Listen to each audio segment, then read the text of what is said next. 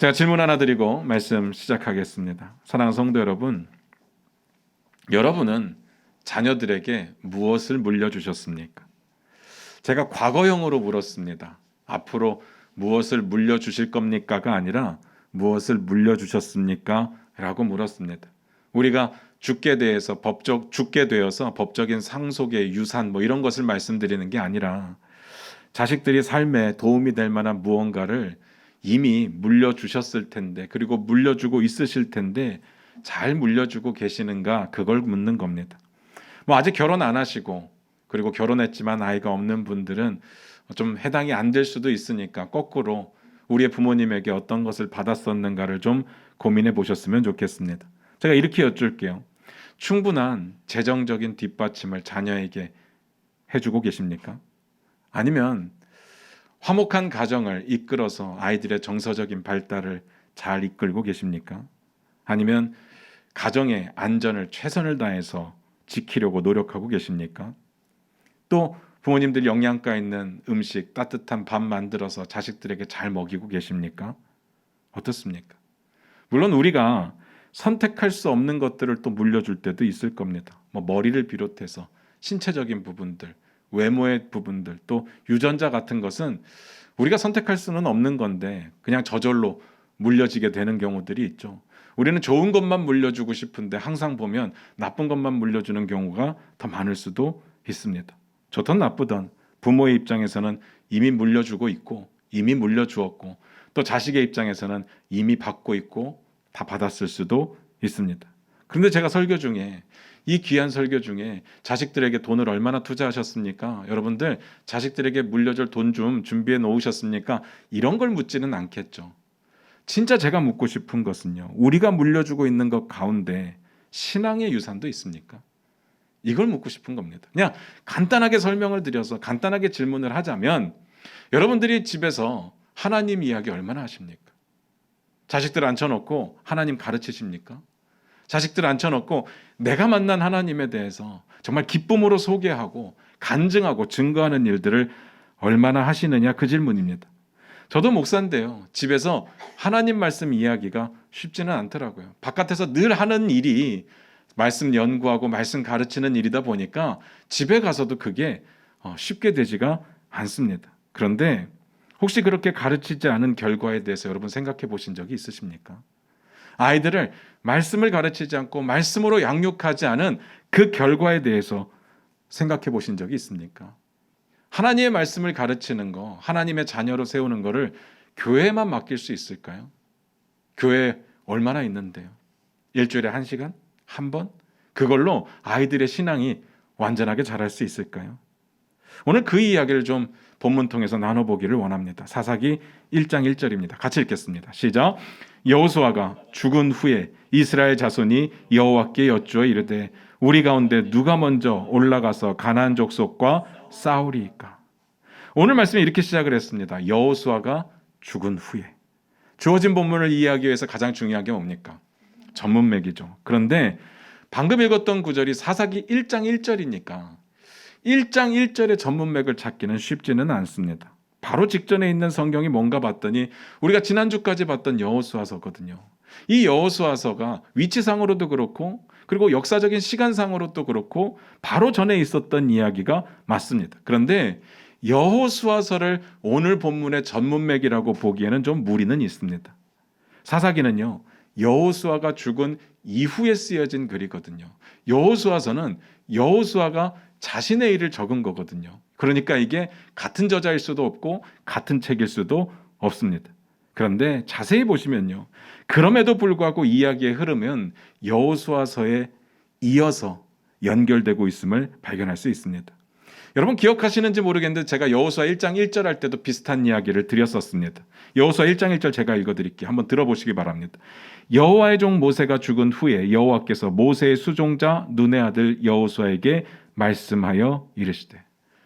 모세오경 모세가 썼고요, 여호수아서 여호수아가 썼습니다. 전혀 다른 저자가 전혀 다른 책을 썼는데, 그런데 모세가 죽은 후에 여호수아의 이야기가 연결이 되면서 이 이야기들을 연결짓고 있다고 했습니다. 그때 이런 이야기를 드렸는데요, 여호수아 1장 1절을 아까 제가 읽어드렸던 구절에는 없는데 원어로 보면요, 그리고라는 말로 시작한다고 했습니다.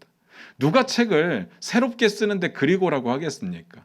그리고라고 썼다면 이유가 있는 거죠. 그 이유가 뭐라고요? 앞에 책하고 내가 연결지어서 쓰겠다는 이야기입니다. 그러니까 여호수아가 여호수아를 쓰면서 모세오경과 자신의 이야기를 굳이 연결짓고 있었다는 뜻입니다. 그리고 오늘 본문도 보면요, 동일합니다. 우리말 성경에는 기록되어 있지 않지만 이걸 원어로 찾아보면 그리고라는 말로 시작합니다. 그러니까 오늘 본문도 마찬가지입니다. 여호수아서와 사사기의 저자도 다르고 전혀 다른 책이지만 사사기의 저자가 오늘 본문을 시작하면서 내가 여호수아 죽은 이후에 여호수아서와 연결지어서 이 책을 쓰겠다고 쓰고 있는 겁니다. 그러니까 여호수아와 연결을 해서 오늘 본문을 보는 것은 굉장히 중요합니다. 여호수아와 연결을 해서 보다 보니까요, 여호수아와 비교해서 볼 때 내용상으로 약간 걱정이 되는 부분이 생겼습니다. 그게 뭐냐면요, 모세와 여호수아와 같은 강력한 지도자가 사사기서에는 보이지 않습니다. 이게 걱정이 되는 부분입니다. 그나마 이스라엘이 하나님께 버림받지 않고 지금까지 올 수 있었던 이유는 저는요, 그 두 리더 때문이라고 생각을 합니다. 모세와 여호수아. 모세 아시잖아요. 하나님이 진노하실 때마다 얼마나 처절하게 매달려서 하나님의 진노를 막아냈습니까? 또 여호수아는요, 엄청 철저하게 하나님의 말씀에 순종하려고 노력했던 사람들이었습니다. 어쨌든 이스라엘이 지금까지 살아남을 수 있었던 거, 지금 가나안 땅에 들어와서 사람답게 살 수 있었던 거, 저는 두 사람 때문이라고 봅니다. 그런데 오늘 본문을 보니까 여호수아가 죽은 후에 누가 뭘 어떻게 했다고 나옵니까? 이스라엘 자손이 여호와께 여쭈었답니다. 지도자가 없습니다. 이스라엘 자손들이 여쭈었습니다. 정말 다행인 것은요, 지도자가 없는데, 모세나 여호수아 같은 강력한 지도자가 없는데 그럼에도 불구하고 하나님을 찾았고 또 하나님께 앞으로 뭘 해야 될지를 여쭙고 있다는 것 자체는 굉장히 고무적인 일입니다. 계속해서 보겠습니다. 아무리 봐도 어떤 방식으로 여쭈었는지는 잘 모르겠습니다. 이전까지 방식은요, 하나님께서 모세에게 나타나셔서 모세에게 말씀하셨습니다. 그러면 모세는요, 자기가 들은 하나님의 말씀을 가지고 이스라엘 백성들에게 전달하는 일을 했습니다. 모세가 죽고 나서는요, 하나님께서 여호수아에게 나타나셔서 여호수아에게 말씀하셨습니다. 여호수아는 자기가 들은 하나님의 말씀을 가지고 이스라엘 백성들에 나아가서 하나님의 말씀을 전달하는 방식을 취했습니다. 그런데 하나님께서 선택하신 지도자가 없습니다. 문제가 생기죠. 이번에는요, 이스라엘 자손들이 직접 여쭙니다. 어떤 방식으로 하나님께 여쭈었는지 성경에 안 나와서 모르겠습니다. 하나님께서 어떤 방식으로 대답을 해주셨는지 그것도 성경에 안 나와서 잘 모르겠습니다. 다만 성경에서 여쭙다고 하니까 우리는 의심 없이 받아들이기로 하겠습니다. 성경은 거짓말하지 않으니까. 그러니까 이 내용 가운데는요, 보면 방식이 중요한 건 아닌 것 같습니다. 어떻게 여쭈었느냐, 어떻게 대답하셨는가, 그 방식이 중요한 게 아니라 뭘 여쭙느냐, 그리고 어떤 대답을 하셨느냐, 그 내용이 중요합니다. 그리고 보다 보면요, 내용은 기록되어 있습니다. 사사기의 저자가 초점을 그 부분에 맞추었습니다. 그래서 그 내용이 뭐라고요? 우리 가운데 누가 먼저 올라가서 가나안 족속과 싸우리이까? 우리가 보기에는 그게 뭐가 그렇게 중요한, 아무나 나가서 싸우면 되는 거지, 적들이 쳐들어오면 나가서 싸우면 되는 거지, 이렇게 생각할지 모르겠지만 이들에게는 굉장히 중요한 문제였습니다. 왜냐면요, 이스라엘 자손들은 가나안 정복을 하고 난 다음에 12개 지파가 12개의 기업을 분배받았다고 했습니다. 근데 그때 제가 뭐라고 말씀을 드렸는가 하면요, 가나안 정복이 끝났다고 해서 이방 백성들이 한 사람도 안 남고 가나안에 있던 이방 민족들이 온전히 다 진멸되었다, 그건 아니라고 했습니다. 곳곳에 숨어 있었습니다. 곳곳에 있었습니다. 그러니까 그 모든 이스라엘 백성들이 아닌 이방 민족을 무찌르는 일은 각 지파에게 숙제로 넘겨졌다고 말씀드렸습니다. 그러니까 여호수아가 죽고 나서 이제는 누가 지시해 줄 사람은 없지만 하나님께 묻는 겁니다. 도대체 누가 나가서 싸워야 됩니까? 이걸 묻는다는 것 자체는 저에게는 굉장히 감사한 일입니다. 야, 지도자가 없는데 그래도 이스라엘 자손들이 지금까지 보고 배운 게 있어서 하나님께 묻는구나, 하나님의 뜻에 순종하겠다는 거니까 감사했습니다. 여러 곳에 이방 족속들이 남아 있었기 때문에 모든 지파가 예전처럼 나가서 한꺼번에 싸우던 여호수아 때의 전쟁하고는 많이 달랐습니다. 각 지파가 자기의 지역에서 각각의 전쟁을 치러야 됐습니다. 그러니까 아마 그들이 물었던 질문은 이런 뜻일 겁니다. 12개 지파 중에 12개 기업 중에 어디서부터 싸울까요? 그 질문이었을 겁니다. 이해되십니까? 그 다음 보겠습니다. 1장 2절입니다. 같이 읽겠습니다. 시작. 여호와께서 이르시되 유다가 올라갈지니라. 보라, 내가 이 땅을 그의 손에 넘겨주었노라 하시니라. 이스라엘이 하나님께 물었습니다. 누구부터 갈까요? 하나님께서 대답을 주셨습니다. 유다 지파부터 올라가라. 여기서 왜 유다 지파가 올라가야 되는지는 저도 잘 모르겠습니다. 성경에 안 나와 있습니다. 늘 말씀드리지만 모르는 건 모르는 채로 남겨두기로 하고요. 여기서 중요한 것은 하나님께서 유다 지파를 지목하셨고, 그래서 유다 지파는 나가서 싸워야 되고, 그런데 그보다 더 중요한 내용은 뭐냐? 하나님께서 약속하셨다는 겁니다. 내가 이 땅을 그에게 주겠다. 이 약속이 중요하죠. 이 약속이 익숙하실 겁니다. 제가 주겠다라고 표현했지만 성경에 보면 뭐라고 되어 있는가 하면 과거형으로 되어 있습니다. 넘겨 주시겠다가 아니라 넘겨 주었다. 이미 약속이 끝난 상황입니다. 다시 말해서 이 전쟁은 끝난 전쟁입니다. 이긴 전쟁입니다. 뒤에 또 나올 겁니다. 그 다음 봅니다. 1장 3절입니다. 같이 읽겠습니다. 시작. 유다가 그의 형제 시몬에게 이르되 내가 제비 뽑아 얻은 땅에 나와 함께 올라가서 가나안 족속과 싸우자. 그리하면 나도 내가 제비 뽑아 얻은 땅에 함께 가리라 하니 이에 시몬이 그와 함께 가니라. 하나님께서 유다 보고 먼저 올라가라고 했습니다. 그리고 유다는 순종합니다. 대신에 시몬을 데리고 갔다는 이야기입니다. 그 다음도 보겠습니다. 4절부터 7절입니다. 같이 읽겠습니다. 시작. 유다가 올라가매 여호와께서 가나안 족속과 브리스 족속을 그들의 손에 넘겨주시니 그들이 베색에서 10,000명을 죽이고 또 베색에서 아도니 베색을 만나 그와 싸워서 가나안 족속과 브리스 족속을 죽이니 아도니 베색이 도망하는지라 그를 쫓아가서 잡아 그의 엄지손가락과 엄지발가락을 자르매 아도니 베색이 이르되 옛적에 70명의 왕들이 그들의 엄지손가락과 엄지발가락이 잘리고 내 상 아래에서 먹을 것을 줍더니 하나님이 내가 행한 대로 내게 갚으심이로다 하니라. 무리가 그를 끌고 예루살렘에 이르렀더니 그가 거기서 죽었더라. 유다가 하나님의 말씀대로 올라가니까 하나님께서 약속을 지키셔서 가나안 족속과 브리스 족속을 이기게 하셨습니다. 하나님이 분명히 약속을 지키셨습니다. 그래서 베색에서만 10,000명을 죽였다고 나옵니다. 여기서 10,000명은요 그냥 단순한 숫자의 이야기가 아니라 큰 승리, 많이 죽였다 그런 뜻의 상징적인 숫자입니다. 그리고 나서 베색의 지도자 아도니 베색을 만납니다. 그리고 그를 붙들죠. 그 다음이 놀랐습니다. 그의 엄지손가락을 자르고 엄지발가락을 잘랐습니다. 섬뜩합니다. 잔인한 장면이죠. 우리는 성경을 보면서 이스라엘 백성들이 이런 식으로 전쟁한 장면을 아마 처음 보게 될 겁니다. 그런데 우리가 감안하고 보실 게 뭐냐면요. 이게 굉장히 고대입니다. 옛날에 있던 전쟁이기 때문에 이 당시에는 이런 일들이 있을 수 있었습니다. 잘 보시면요. 엄지손가락과 엄지발가락을 잘린 아도니 베석이 이렇게 이야기를 합니다. 옛적에 나도 70명의 왕들의 엄지손가락 잘랐고 엄지발가락 잘랐는데 그 일을 내가 이제 당하는구나 이렇게 이야기를 합니다. 그러니까 이런 식으로 잔인하게 자르는 것이 우리에게는 굉장히 섬뜩한 일이지만 고대 사회에서 특히나 이 가나안 땅에서는 굉장히 일반적인 일이었다는 것을 알 수 있습니다. 그리고 오늘 본문은 끝이 났습니다. 정리해 보면요. 이스라엘 백성들이 하나님께 여쭈었습니다. 그리고 하나님께서 대답을 주셨고 이스라엘 백성들이 순종했습니다. 그리고 하나님께서 약속을 지키셔서 이기게 하셨습니다. 깔끔합니다. 깔끔합니다. 하나님께서 다 하신 겁니다. 이렇게만 보면 여호수아서의 내용과 연결이 됩니다. 여호수아서는 늘 이런 식이었으니까. 그러니까 이렇게만 끝나면 얼마나 좋겠습니까? 그런데 제가 이렇게 얘기를 하면 뭔가 불안하다는 뜻입니다. 지금부터 잘 들으셔야 됩니다. 오늘 이야기는 보이는 게 전부가 아니었습니다. 오늘 본문에 뭔가 잘못된 부분이 숨어 있습니다. 가장 단적으로 오늘 내용 중에 아까 감안해서 보시라고 했던 내용이 있었는데 적군의 엄지발가락과 엄지손가락을 자르는 내용이 있었습니다. 그런데 우리가 알고 있는 한 하나님께서 적군을 이런 식으로 대하라고 했던 적은 한 번도 없었습니다. 하나님이 이렇게 잔인하게 적군들을 손가락 발가락을 자르라고 하셨던 적이 없었습니다. 그런데 이스라엘 백성들이 왜 그렇게 잔인한 행동을 했을까? 지금 이런 문화는 가나안 족속들에게나 가능한 건데 하나님의 뜻은 분명히 아니었던 것 같은데 왜 이스라엘 백성들이 특히나 유다 지파가 그 가나안 땅에서 이방 민족을 붙잡고 엄지손가락과 엄지발가락을 잘랐을까? 궁금해졌습니다.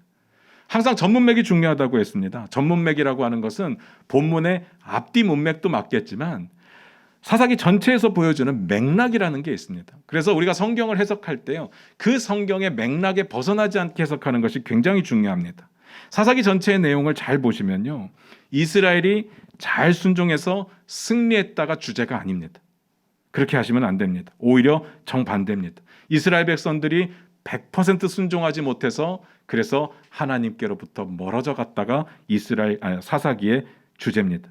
그럼에도 불구하고 하나님께서는 여전히 사랑하고 계시는 것을 보여주죠. 한번 찾아보겠습니다. 사사기 맨 마지막 구절입니다. 21장 25절입니다. 같이 읽겠습니다. 시작. 그때 이스라엘에 왕이 없으므로 사람이 각기 자기의 소견에 옳은 대로 행하였더라. 이 구절이요, 사사기 전체를 해석하는 열쇠와 같은 역할을 합니다. 사사기는요, 전부 이 구절 안에 담겨져 있습니다. 제가 앞에서 모세와 여호수아 같은 강력한 지도자가 없는 것이 걱정이 된다고 했던 이유가 이겁니다. 모세가 있을 때, 그리고 여호수아가 있을 때는 이스라엘 백성들이 자기 생각대로 하면 하나님의 말씀을 전달하고 그러지 못하게 했습니다. 하나님이 진노하시면 그 가운데서 중재하는 역할을 했었습니다. 그런데 그들에게 왕이 없으니까, 모세 같은 지도자가 없으니까, 여호수아 같은 지도자가 없으니까 그들이 어떻게 했느냐? 각각 자기의 소견에 옳은 대로 행했다는 겁니다. 우리의 마음 가운데 이런 생각이 드시는 분이 있을 겁니다. 자기의 소견에 옳은 대로 했으면 괜찮은 것 아닙니까? 아니요. 절대로 괜찮지 않습니다. 제가 이거 여러 번 말씀드렸는데요. 하나님께서 왜 하필이면 아담과 하와에게 하고 많은 과일 중에 선악을 알게 하는 나무의 열매를 먹지 말라고 하셨는가? 제가 그 이야기 말씀드렸습니다. 선악의 기준이 하나님의 기준, 절대 기준이라면 아무 문제가 없는데 각각 선악을 판단하는 기준을 갖게 된다는 것은 굉장히 위험한 일이었습니다. 그것을 오늘 보게 되는 겁니다. 사람들은요, 자기가 옳다 하는 일을 다 하고 살아갑니다. 자기가 옳게 여기는 것이 절대적인 선은 아니겠지만 내게는 유익한 거고, 내게는 필요한 거고, 내게는 맞으니까 그 순간만큼은 맞다고 생각하고 하게 되는 겁니다. 그게 죄죠. 이게 왜 죄인지를 오늘 보여주는 게 오늘 본문의 내용입니다. 결론적으로 말씀드리면요, 유다 지파가 자기네들 소견에 옳은 대로 해서 문제가 생긴 겁니다. 무슨 말인지 아시겠습니까? 오늘은 사사기 첫날이니까 좀 설명을 드리고 넘어갈 필요가 있을 것 같습니다. 두 가지만 설명을 드릴 텐데요. 첫 번째는 사사가 누구냐라는 겁니다. 사사 들어보셨습니까? 이 사사라는 말은 지금 우리가 쓰는 말이 아니기 때문에 이해하기가 좀 어렵습니다. 그리고 사사가 사람이라는 것도 모르는 분들도 꽤 많이 계실 겁니다. 그래서 이걸 좀 이해하기 위해서 사전을 좀 찾아보니까요, 일단 한문으로는 선비사자에 스승사자를 씁니다. 그러니까 가르치는 선비, 가르치는 사람이라는 뜻입니다.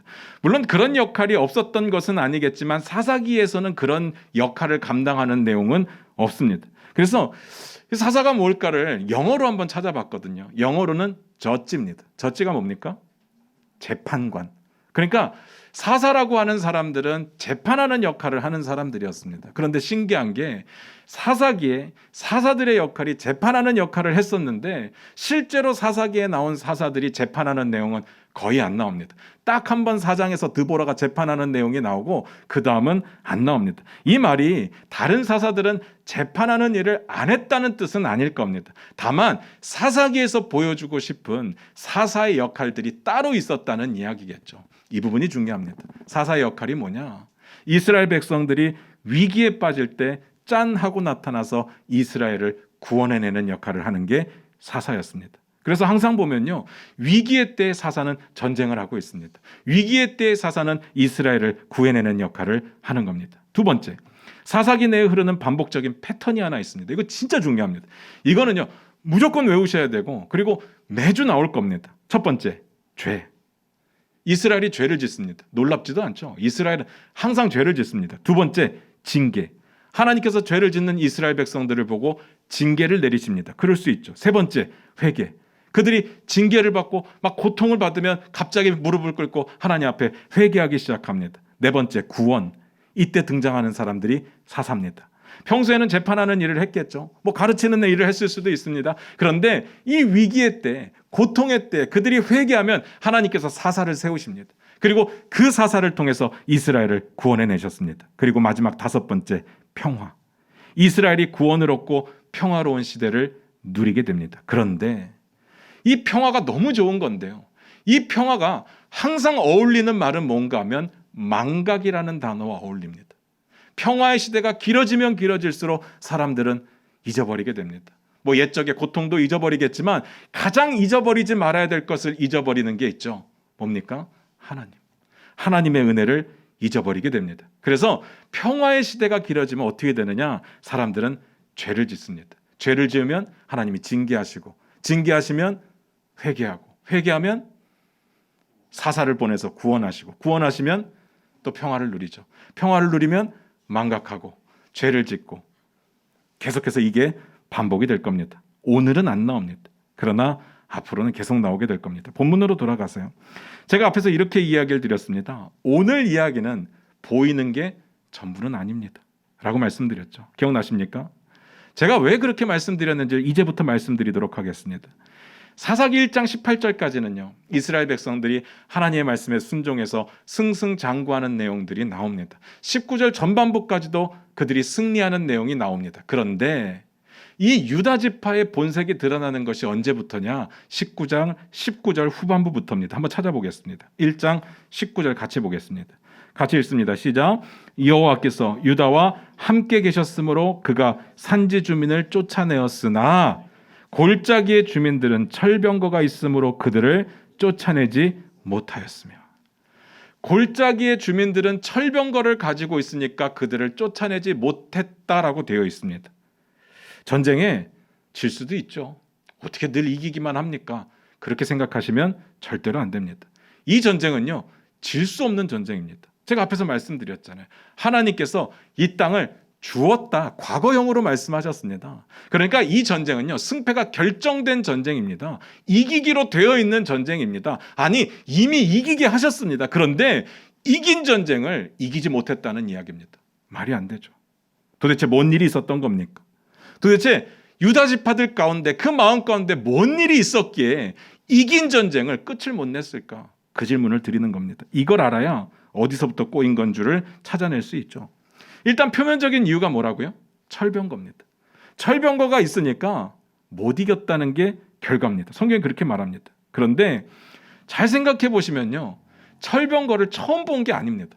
우리 여호수아 전쟁 이야기를 엄청 많이 살펴봤었는데, 여호수아의 전쟁 이야기 중에 병거의 이야기가 나오고 그들의 장면이 설명되는 내용인데 제가 읽어드릴게요. 여호수아 11장 4절입니다. 그들이 그 모든 군대를 거느리고 나왔으니 백성이 많아 해변에 수많은 모래 같고 말과 병거도 심이 많았으며. 잘 생각해 보셔야 됩니다. 이스라엘 백성들이 전쟁을 해서 승리를 많이 거두는데 쉬운 전쟁 없었습니다. 그리고 객관적으로 이스라엘의 전력이 우세해서 이긴 전쟁도 한 번도 없었습니다. 이스라엘이 상대했던 적들은요, 성경에 보니까 다 강대한 대적들이었습니다. 이스라엘의 능력으로 이길 수 없는 전쟁들이었습니다. 그런데 이스라엘이 어떻게 이기느냐? 하나님께서 하셨습니다. 하나님께서 이기겠다고 약속하셨고, 약속하셨으니까 순종했을 때 이기게 하셨습니다. 그런데 철병거가 있어서 쫓아내지 못했다고요? 말이 안 됩니다. 앞에서 말씀드렸잖아요. 이거 이긴 전쟁입니다. 이미 이긴 전쟁인데 철병거가 있어서 하나님이 역사를 못 하신다고요? 말이 안 되는 겁니다. 말이 안 되는데 이런 일이 일어났습니다. 왜 그랬을까요? 간단합니다. 그들이 겁먹고 포기했겠죠. 그 말은 하나님의 약속을 못 믿었다는 이야기입니다. 뭔 말인지는 알겠는데 저는 아직도 납득은 안 됩니다. 하나님이 다 이기게 하시겠다고 했는데, 이겼다고 했는데 왜 그들이 못 믿었을까? 이쯤에서 21장 25절을 다시 봐야 됩니다. 한번 찾아볼까요? 21장 25절입니다. 같이 읽겠습니다. 시작. 그때 이스라엘에 왕이 없으므로 사람이 각기 자기의 소견에 옳은 대로 행하였더라. 유다 지파의 문제가 뭐였는지 아시겠습니까? 유다 지파는요, 자기의 소견에 옳은 대로 행했습니다. 어떤 소견입니까? 이 정도면 됐다. 이 정도면 됐다. 더 무리할 필요 없다. 철병거는 아니다. 철병거하고는 싸워서 이길 수 없다. 그들은 그렇게 생각했습니다. 제가 이 장면을 보면서 마음에 문득 드는 생각이 있었습니다. 우리가 왜 하나님 나라를 살아내야 되는 걸 알면서도 맨날 하나님 나라 살아내는 것에 대해서 실패를 할까? 그 이유를 이제 알겠더라고요. 간단합니다. 우리의 신앙이 상식의 수준에 머무르기 때문에 그렇습니다. 우리의 신앙이요, 우리가 옳다고 생각하는 그 수준에 머물기 때문에 그렇습니다. 항상 성경을 보면 하나님께서 믿음을 요구하시거든요. 근데 하나님께서 요구하시는 믿음이 뭔지 아십니까? 객관적으로 상황이 되고 형편, 상황, 환경적으로 모든 것이 가능하고, 그리고 그렇기 때문에 합리적으로 내가 무언가를 할 수 있을 때 자, 최선을 다해서 하자. 이게 믿음이 아닙니다. 객관적인 상황, 그리고 합리적인 판단, 지금까지 모아놓은 데이터들 다 말이 안 되는데, 도저히 할 수 없는데, 그럼에도 불구하고 하나님의 명령이 있으니까, 하나님의 약속이 있으니까 한 발자국을 내디딜 때 그거를 믿음이라고 말씀하시더라고요. 아브라함에게요, 본토 친척 아비의 집을 떠나라고 했습니다. 그런데 성경에 보니까 갈 바를 알지 못한 채 갔다고 되어 있습니다. 갈 곳을 모르는데 어떻게 떠납니까? 말이 안 돼요. 아브라함에게 100세의 아들 이삭을 주신 후에 그 아들을 번제로 바치라고 했습니다. 이게 말이 되는 이야기입니까? 아들인데요. 그리고 이 아들은요, 그냥 아들이 아니라 하나님의 약속이 있는 아들입니다. 이 아들을 어떻게 죽입니까? 말이 안 돼요. 그것만 말이 안 되는 게 아니라 모세를 가나안 땅에 이스라엘 백성 구원하느라고 보냈을 때, 여호수아 보고 요단강에 들어가라고 했을 때, 여리고를 돌라고 했을 때 하나도 말이 안 됩니다. 상식적으로 받아들일 수 있는 일이 한 개도 없습니다. 그런데 순종하니까 그게 믿음이 되더라고요. 우리가 하나님 나라를 살아내지 못하는 이유요, 우리가 상식의 수준에서 한계에 도달했을 때 한 발짝 뒤로 물러나기 때문에 그렇습니다. 내 소견에 옳은 만큼만 하기 때문에 그렇습니다. 하나님 말씀대로 살면 안 될 것 같거든요. 아니, 아무리 생각해도 안 됩니다. 내가 하나님 나라, 하나님 말씀을 믿는 것이, 종교 생활을 하는 것이 나 잘 되려고 믿는 건데, 하나님 믿으면요, 하나님 말씀대로 순종하면 내 삶이 곧 지옥이 될 것 같은데 어떻게 믿습니까? 그러니까 딱 내가 할 수 있는 만큼만 하자. 부담스러운 거는 하는 거 아니다라고 생각을 한다니까요. 오늘 이스라엘이 그러잖아요. 잘 보세요. 다른 건 다 하나님의 뜻대로 했습니다. 할 수 있는 거 다 순종했습니다. 정말 가는 곳곳마다 정복하고 다 무찌르고 다 했습니다. 그런데 철병과 딱 만나니까 이건 아니다. 여기까지다. 내가 할 수 있는 건 여기까지다라고 생각을 하는 겁니다. 그래서 멈춥니다. 그래서 못 쫓아냈던 겁니다. 오늘 이야기의 주제는요, 유다 지파가 순종한 만큼 잘 해냈더라. 그들이 한 것 잘했다가 아니라 그들은 100% 순종하지 못했기 때문에 그들의 순종은 문제가 있었다는 이야기입니다. 그러면 우리 마음속에 그런 생각이 드실 겁니다. 어떻게 사람이 완벽합니까? 어떻게 사람이 100% 순종합니까? 100%는 하나님께서 하실 거고요, 우리는 순종하면 됩니다. 역사는 하나님이 이루실 거고 우리는 하나님께 맡겨드리면 되는 겁니다. 그걸 말씀드리는 거죠. 잘 생각해 보시기 바랍니다. 만약에 이스라엘 백성들이든 우리든 100% 순종하지 않은 결과를 생각할 때 누구에게 손해겠습니까? 한번 생각해 보시기 바랍니다. 우리가 순종하지 못해서, 이스라엘이 순종하지 못해서 하나님께 치명적인 손실을 입혔습니까? 그럴 수 없습니다.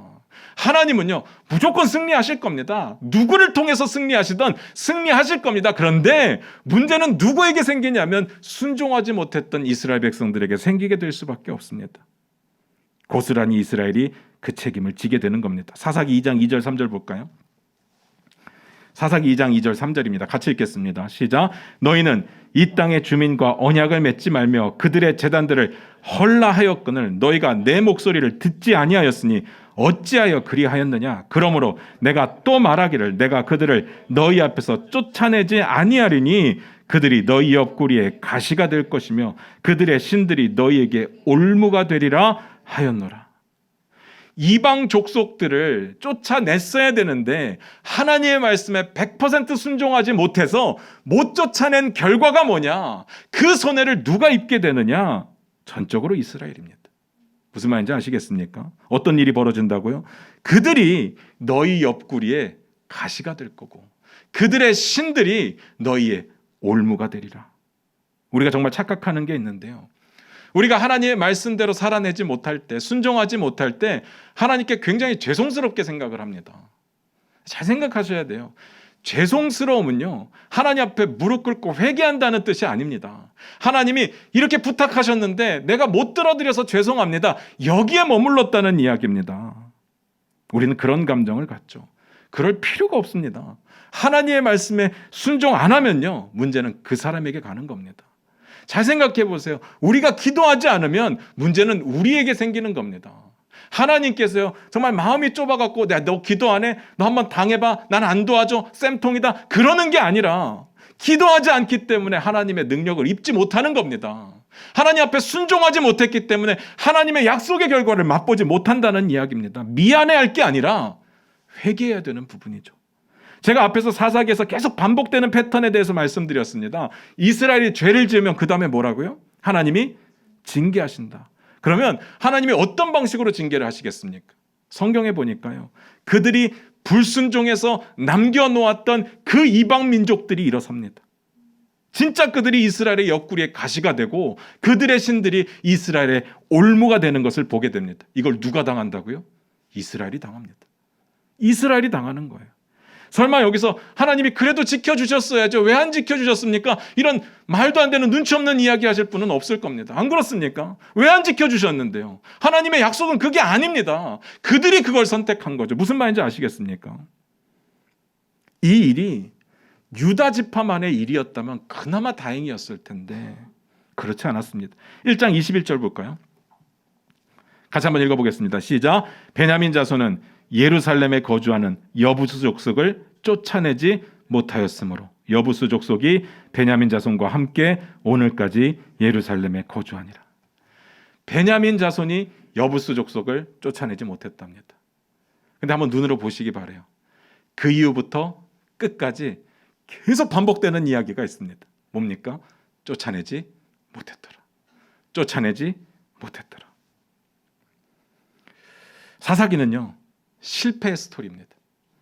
그럼에도 불구하고 하나님이 승리하게 만드시는 그런 이야기지 이스라엘이 순종해서 잘했다는 이야기가 아닙니다. 그건 여호수아서의 이야기죠. 그게 유다 지파의 문제였습니다. 움직이긴 했습니다. 그런데 할 수 있는 만큼만.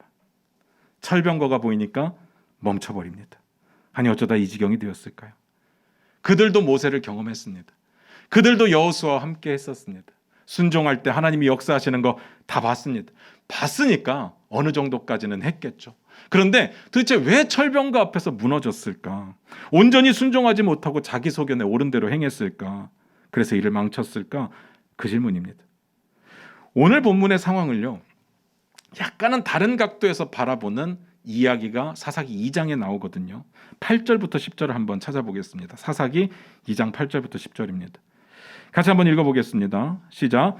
여호와의 종 눈의 아들 여호수아가 110세의 죽음에 무리가 그의 기업에 경내 에브라임 산지 가스산 북쪽 딥낫 헤레스에 장사하였고 그 세대의 사람도 다 그 조상들에게 돌아갔고 그 후에 일어난 다른 세대는 여호와를 알지 못하며 여호와께서 이스라엘을 위하여 행하신 일도 알지 못하였더라.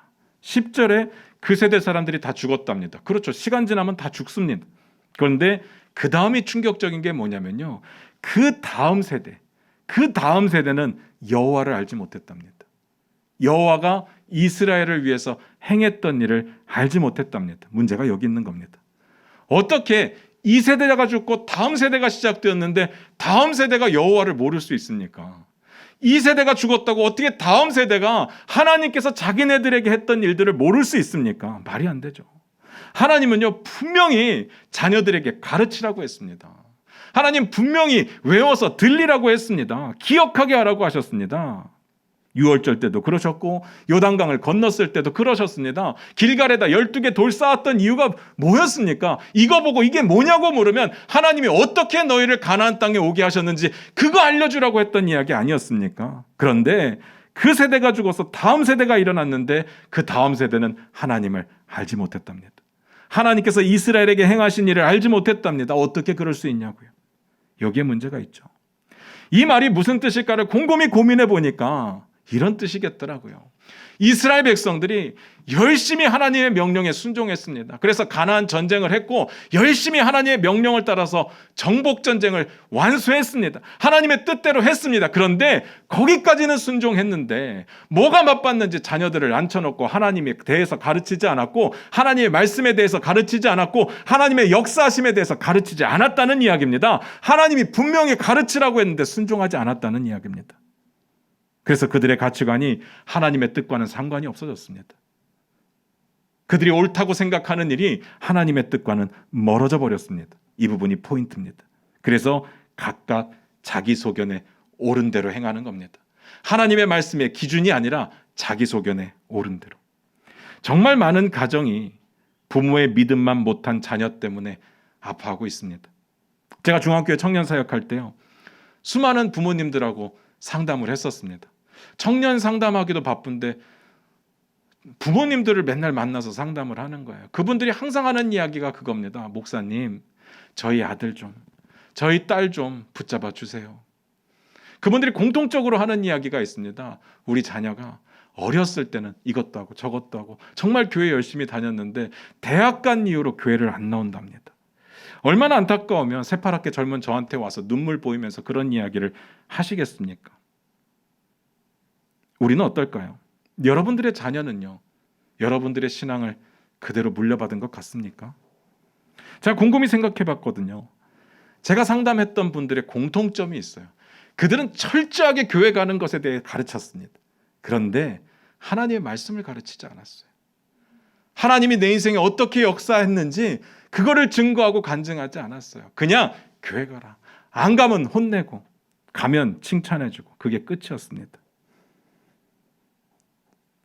그렇다고 부모님의 신앙이 닮고 싶을 만큼 멋있어 보였느냐? 그것도 아니에요. 그들이 보기에는요, 전혀 닮고 싶은 메리트가 없었습니다. 그리고 부모님들이 신앙을 진짜 가치 있는 것으로 여기지 않았습니다. 그들도 그때그때 상황에 따라서 바뀌었습니다. 그러니까 닮고 싶지 않죠. 오히려 제가 그 이야기를 듣고 청년들을 만나서 이야기를 하면요, 부모님 때문에 교회 안 가는 청년들이 더 많아요. 특히 시부모님 때문에 안 가는 사람들 많더라고요. 이스라엘은 어땠을 것 같습니까? 그 세대들의 눈에 그 부모의 세대의 신앙을 담고 싶었을까요? 아닐 겁니다.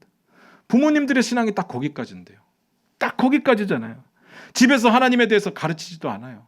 자기가 경험한 하나님 가르치지도 않아요. 그리고 문제가 생기고 장벽이 생기면 거기서 멈춰버리는데 그 신앙이 무슨 가치가 있어 보이고 어떻게 그걸 담고 싶은 마음이 들겠느냐. 그러니까 다음 세대가 생겨났는데 모를 수밖에 없는 겁니다. 알 수가 없죠. 왜 우리 자녀가 우리의 기대만큼 믿음 생활 안 하는지 아시겠습니까? 우리가 하나님을 우선순위에 두지 않기 때문입니다. 적당히 타협하고 적당한 선에서 물러나는 것을 보여줬기 때문입니다. 자녀들에게 주일 성수보다 학원이 더 중요하다고 가르쳤습니다. 교회 생활은 대학 가서 하는 거라고 가르쳤습니다. 그러니까 대학 가서 딴짓하는 겁니다. 성적 떨어지면 혼내도 성경 말씀 안 해오는 거 신경도 안 씁니다. 큐티하라고 말씀해 보신 부모님 계십니까? 이유는 간단합니다. 내가 그렇게 못하니까. 나도 못하는데요. 부모님들이 예배보다 삶이 먼저였고요. 부모님들도 지치면 예배를 잠깐 쉴 수 있다는 것을 삶에서 보여줬습니다. 그걸 보고 자랐는데 자녀들이 뭘 보고 자랐겠습니까? 자녀들이 생각하기에 부모의 신앙이 내 삶의 모든 것들을 다 바쳐서 내가 닮아야 될 만큼 가치 있어 보이지 않았습니다. 부모님을 봐도 하나님과 동행하기 때문에 기뻐 보이지 않았습니다. 자녀들이 생각하기에 부모의 신앙은 그리 메리트가 없습니다. 그 결과죠. 온전히 순종하지 않는 이스라엘에게 이방 민족들이 옆구리에 가시가 되고 그들이 신들이 결국은 올무가 되는 것을 자녀들은 봤습니다. 그 고통은 이스라엘이 결국 당하는 겁니다. 제가 왜 자꾸 다음 세대를 외치는지 아시겠습니까? 교회가요, 하나님 말씀 교육하기를 멈추는 순간 딱 이렇게 될 겁니다. 그런데 제가 앞에서도 말씀드렸는데 교회에서만 가능할까요? 일주일에 1시간인데 가정에서부터 시작돼야 되는 겁니다. 자녀들을 앉혀놓고 하나님을 가르치고 내가 만난 하나님을 간증해야 가능하지 않겠습니까? 말씀 마무리 짓겠습니다. 사랑하는 성도 여러분, 우리 자녀들에게 뭘 남겨주셨습니까? 그리고 앞으로 뭘 남겨주시겠습니까? 돈이요? 좋죠. 안전, 건강 다 좋습니다. 그런데 진짜 중요한 것은요, 우리 가정이 하나님을 주인 삼는 그런 가정 되는 것을 유산으로 남겨줘야 되지 않겠습니까? 우리가 완벽할 수는 없지만 그러나 포기하지 않고 하나님 붙드는 모습, 어떤 위기 가운데, 어떤 협박 가운데, 어떤 유혹 가운데서도 멈추지 않고 하나님 붙잡는 모습, 그 모습 보여줘야 되지 않겠습니까? 우리도 맨날 멈추고 우리도 맨날 못하면서 자녀들에게만 좋은 신앙을 가져라? 말이 안 되는 겁니다. 하나님은요, 이 부분을 정말 중요하게 여기셨습니다. 그러니까 때마다 강조하셨습니다. 외워 들려라. 그리고 가르쳐라. 기억하게 해라. 다만 이스라엘이 그 부분을 놓쳤던 거죠. 불순종했습니다. 그 실패의 결과를 오늘 말씀을 통해서 보게 되는 겁니다. 그 실패가 뭐라고요? 그들을 쫓아내지 못했더라. 그들이 옆구리에 가시가 되었더라. 성경은 이렇게 말합니다. 마땅히 행할 길을 아이에게 가르치라. 그리하면 늙어도 그것을 떠나지 아니하리라. 오늘 이스라엘이 실패한 이유는요, 가르치지 않아서입니다. 보여주지 못해서입니다. 사랑하는 성도 여러분, 온전히 주를 섬기는 내 모습을 자식들에게 보여주시기를 부탁드립니다. 그게 여러분들이 물려줄 수 있는 정말 억만금의 재산보다 훨씬 더 가치 있는 유산이 될 줄로 저는 믿습니다. 기도합니다.